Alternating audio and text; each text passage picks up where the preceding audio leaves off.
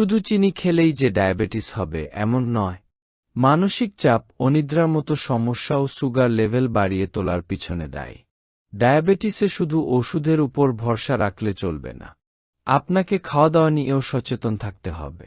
এমন 5টি পানীয় রয়েছে যা ওষুধের মতোই ডায়াবেটিকদের দেহে সুগার লেভেল নিয়ন্ত্রণে কাজ করে।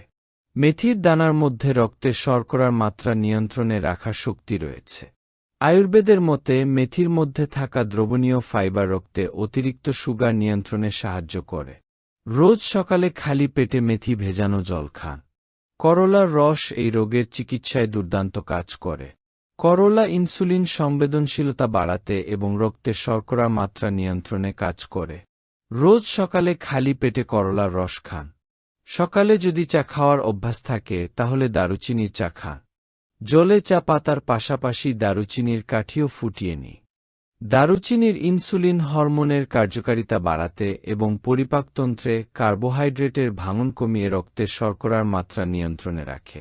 গরম দুধে 1 চিমটে হলুদ গুঁড়ো মিশিয়ে খান। এটি কিন্তু ঘুমানোর আগে খেতে পারে।